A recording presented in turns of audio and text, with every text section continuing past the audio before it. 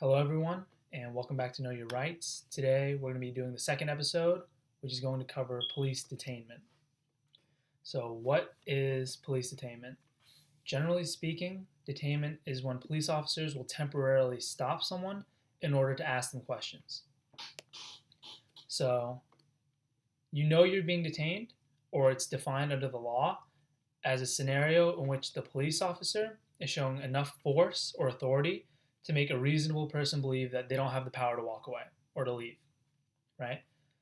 And so usually they do this in order to question someone about their presence or activities in a certain area and their identity.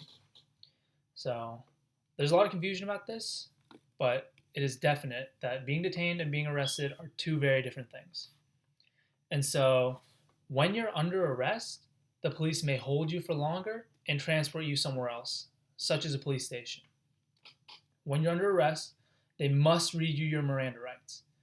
And to be arrested, a police officer needs a warrant or probable cause to arrest you, as opposed to needing just reasonable suspicion in order to detain you temporarily. So, what is reasonable suspicion?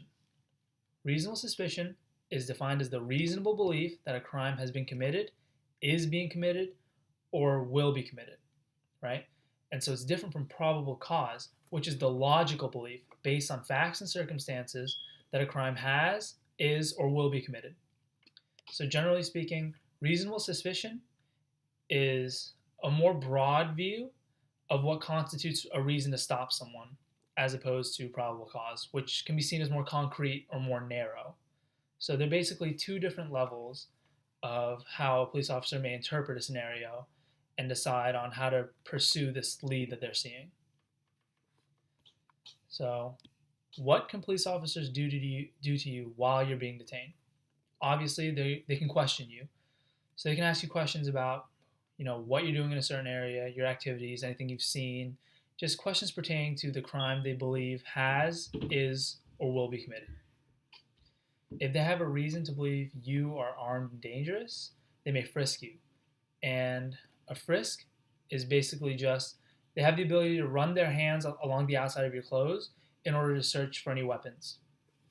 And so they may not reach into your pockets or underneath your clothes or anything like that unless they feel something. So let's say you're being frisked and they feel a lump in your pocket, the police officer may reach in there and take it out in order to protect themselves, right? However, if that lump turns out to be some sort of other contraband and not like a gun or a knife, so suppose it's drugs, they may still take that, they may arrest you, and that still can be used as evidence against you in any future trial that you may undergo. And so it's important to know what rights you have while you're being detained, now that you know what police officers may do to you. So the first step is always to figure out if you're actually being detained or not. The best way to do this is to just ask if you're free to go. If the police officer says, yes, you are free to go, then you just walk away. You're not being detained. If he says no, then of course you are being detained. So while under detention, you are under no obligation to answer any questions whatsoever. You should clearly state that you do not want to speak to the police officer. And then once you've explicitly said that, you've expressed your desire to exercise your right to remain silent, then you just don't have to talk to them. The only exception is in some states, under penalty of arrest, you must disclose your name to the police officer when asked. So the police may frisk you, but you should, and you do have the right to deny consent for any further search of your person. If the police officer goes beyond frisking you and continues to search you, don't resist them. Don't talk back or don't try and stop them. That's a matter for your attorney to handle mainly. And so just in summation, detainment is not an arrest.